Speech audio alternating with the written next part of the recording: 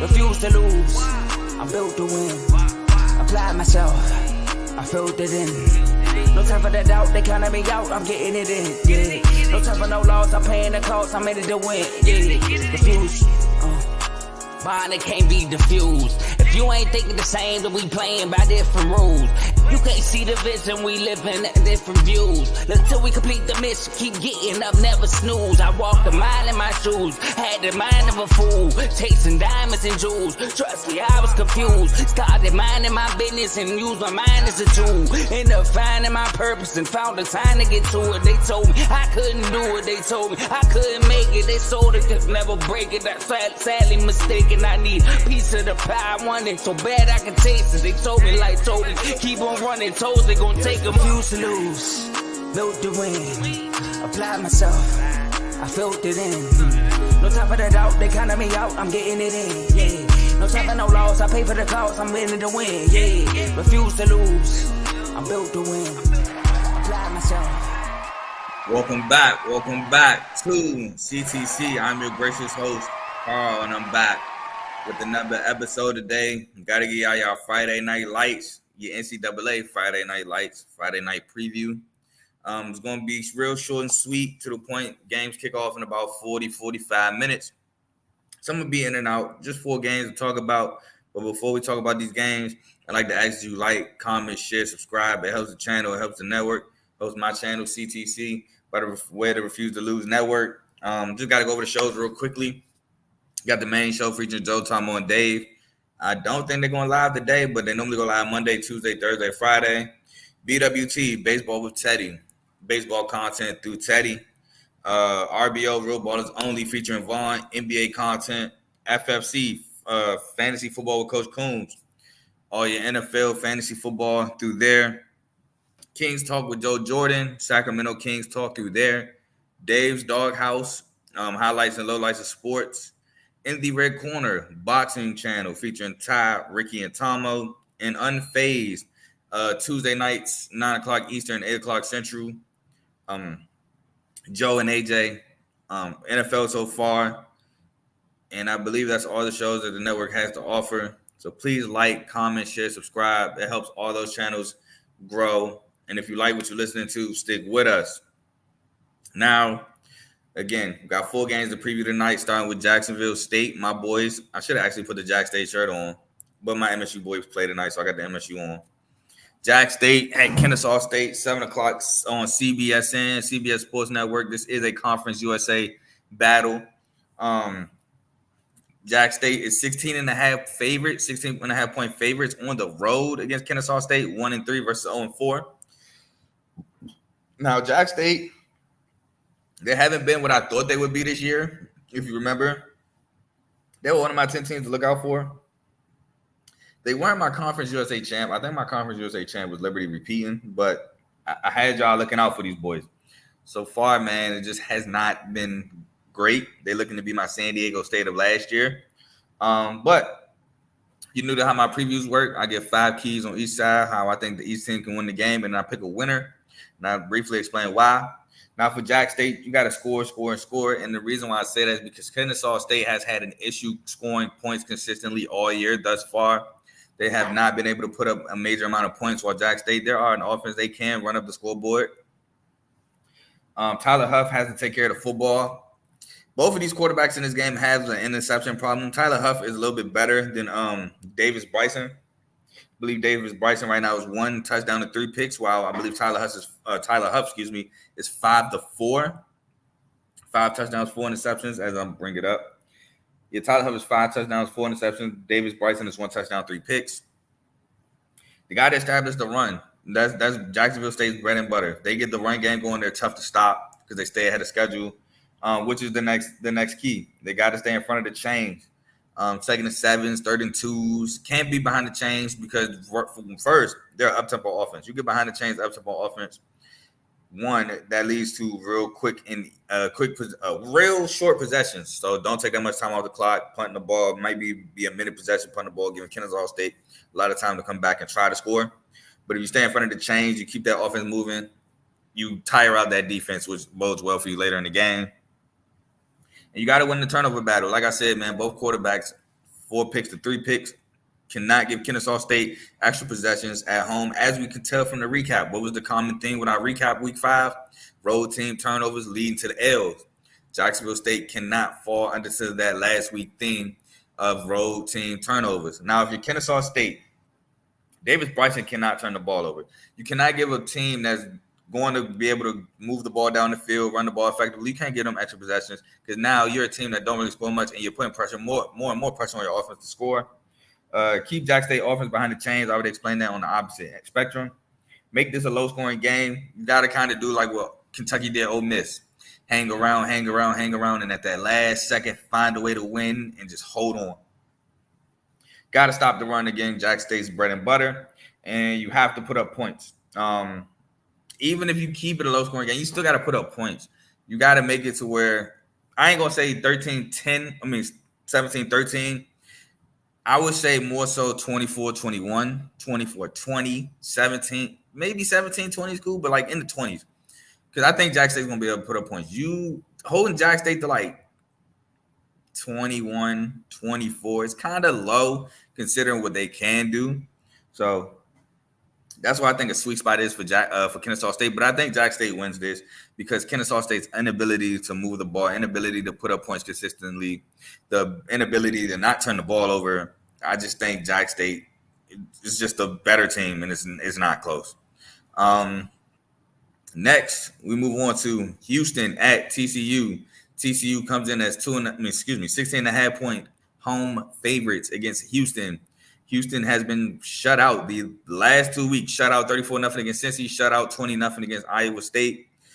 Can't get shut out 3 times in a row, right? It just can't happen, right? 7:30 on ESPN is where you can catch this game. Houston, Donovan Smith has to stop the interceptions, man. Donovan Smith, I said it, man. I'm not even counting down. I'm out on Donovan Smith at quarterback. Right now, he's 2 touchdowns, 5 interceptions. Not good. Not good. It's just bad. Got to stop it. Defense has to be prepared for an aerial assault. As y'all know, Jack Beck has been consistently on major performances, but that's not all the TCU boasts. They have Savion Williams and J.P. Richardson, 2 electric guys in their own right with Jack Beck. So Josh Hoover has a lot of weapons to go to. And not only them, they got to contain Cam Cook in that backfield. Again, Cam Cook has easily taken over as running back 1 for TCU. Established Stacey Sneed, who's been taking over for the running back duties. I know this. I'm blanking on the transfer from West Virginia name. Perkins. No. Is it Perkins or is it Tony Jones?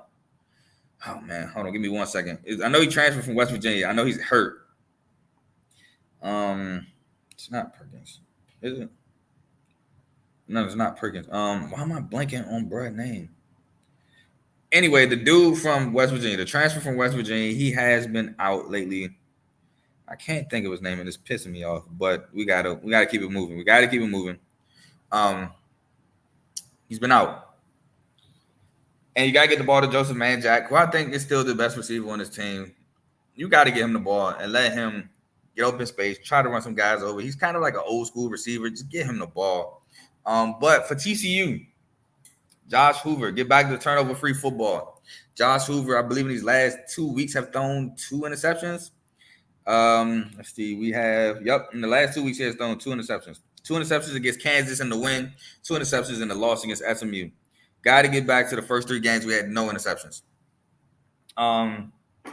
Established Cam Cook, enough said, best running back on TCU so far, at least this year. I had a lot of high hopes for Trey Sanders, just not working out at TCU.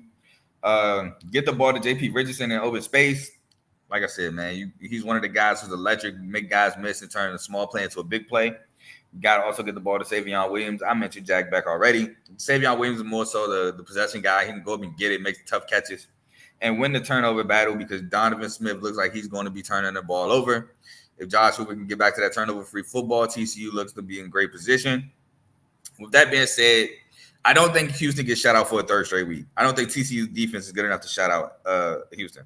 But I do think TCU wins. And I do think TCU wins convincingly. Houston offense has just not been good this year at all. And part of that, most of that actually has been due to Donovan Smith. Houston has not been the team that I thought they would be under Willie Fritz. It's kind of been disappointing so far to date.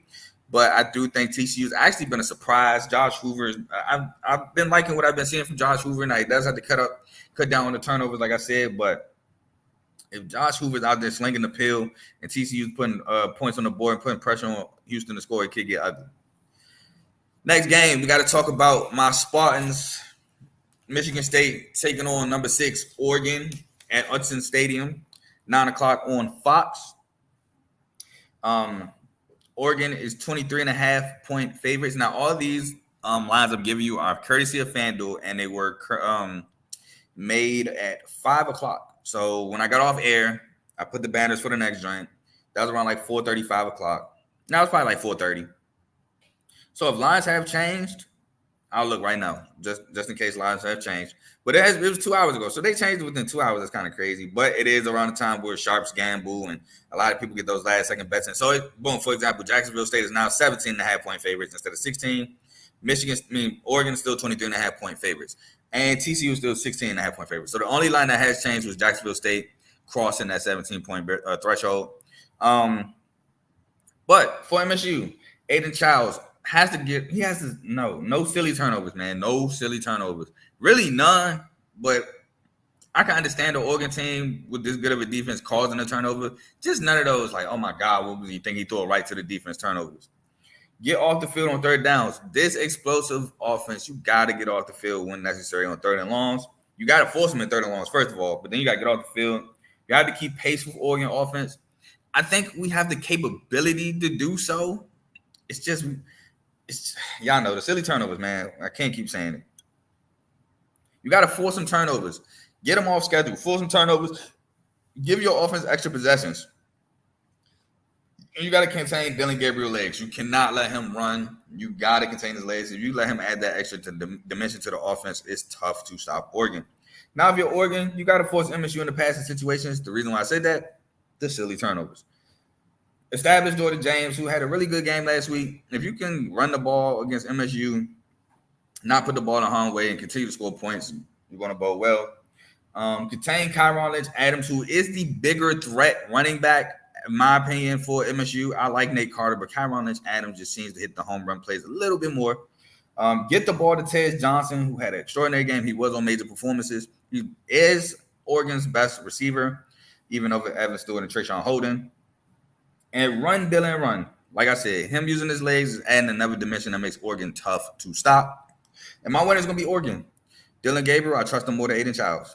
That Oregon offense is tough to stop. It's going to be hard for MSU to stop him. It's going to be hard for MSU to contain him. So I'm going to roll with Oregon to win that game. MSU defense has a tough task on their hands. No comment on the spread. I didn't really take the spread. I mean, 23.5 points is a lot, but it is Oregon too, so I don't know. But, yeah, I got Oregon winning the game. And then last but certainly not least, we have another game at 9 o'clock. Syracuse at undefeated 25th ranked UNLV, 9 o'clock on Fox Sports 1. The first game without Matt Saluka went really well. Blowout win versus Fresno State under Hodge Malik Williams. I know I butchered his name last week. I think I called him Malik Hodge Williams or something like that. But I knew he was a transfer from Campbell. He was under Coach Mentor at Campbell. Hodge Malik Williams he started last week and took over. UNLV didn't miss a beat. Syracuse, I believe they're coming off the Holy Cross win by 28. Did not cover. Cover was 28.5. Did not cover. But for Syracuse, they got to contain Hodge Malik Williams' legs. He is a runner. He will run that. I was about to say football, but he can run that pill. Fine with Jacob DeJesus is at all times. He's a Swiss Army knife. He can line up in the backfield. He can line up at receiver. He returns punts. He does all that. He's a Swiss Army knife for UNLV. Run LeQuint Allen. You got to establish the run game, especially when UNLV played Kansas. Kansas got that run game going. Jalen Daniels got turnover happy, but they got that run game going, including running Jalen Daniels. Jalen Daniels running the ball against UNLV when they played was actually a big factor, but I don't really see Kyle McCord running like that. Yeah, he had the touchdown against Stanford. I don't see him running like that. But Kyle McCord has to stop the turnovers. He has 2 picks in the last 2 games, similar to Josh Hoover. 2 picks against Stanford. I don't know if he had 2 picks against Holy Cross. I do have to check that, but I'm not really concerned with the Holy Cross game all too much. But I know he had 2 picks against Stanford. He got 5 picks on the year. Let's see, game ball right here. Holy Cross, he threw 2 picks. Threw 2 picks against Holy Cross, 2 picks against Stanford. So 2 picks the last 2 games. And contain Ricky White. Ricky White, their best receiver by far. And he can break loose. Similar to what Alec Aomana was doing with Stanford against Syracuse. Now, UNLV win the turnover battle. Like I said on CTC earlier, UNLV's defense has been very opportunistic. Very opportunistic. It's been incredible to watch. Forcing picks like every week. And I ain't talking about one. I'm talking about multiple. And then now you got that defense going against Kyle McCool, who has thrown 2 picks in the last 2 games. So 4 picks combined. Get Syracuse off schedule. Now, I do think Syracuse can do well off schedule, but can they do consistently well off schedule, especially against an opportunistic defense? I don't know. Pressure Kyle McCord, again, opportunistic defense. When you do that, get the quarterback under pressure. Contain LaQuint Allen because you can't catch picks when they run the ball, and get the ball to Ricky White. Enough said. My winner is UNLV at home. I'm tired of picking against. Honestly, this pick is I'm tired of picking against UNLV and losing. Picked against UNLV against Kansas, lost. Picked against UNLV against Fresno State, got smoked. I'm not doing it a third time. I will be okay picking UNLV and them losing to Syracuse. I will not be okay picking Syracuse and UNLV once again beating me. That's honestly the reason behind this pick. UNLV, really good team, really opportunistic defense, has stepped up. Proven they've stepped up and they've shown and proved every time. And I believe them to show and prove again.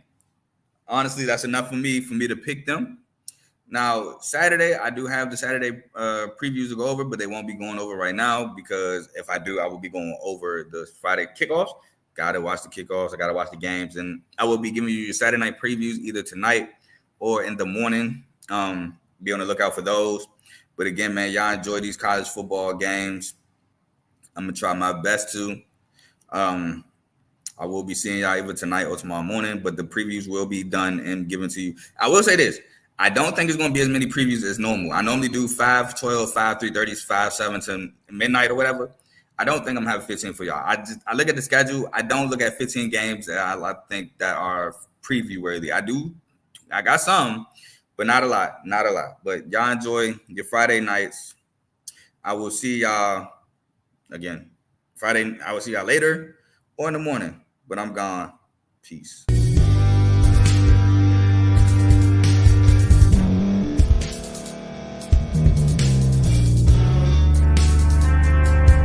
Thank you for staying to the end. If you're watching this on YouTube, please like this video, subscribe, and also hit that notification button so you can be notified next time we put out a video. If you're listening on any podcast platform, subscribe and hit that notification button, y'all, so you can be notified we put out another podcast audio. And last but not least, hit that share button. No matter what you're listening to or watching it, hit that share button and send it to somebody that you know that would love to watch this episode you just listened to. So once again, thank you for staying to the end, and we'll see y'all in the next episode.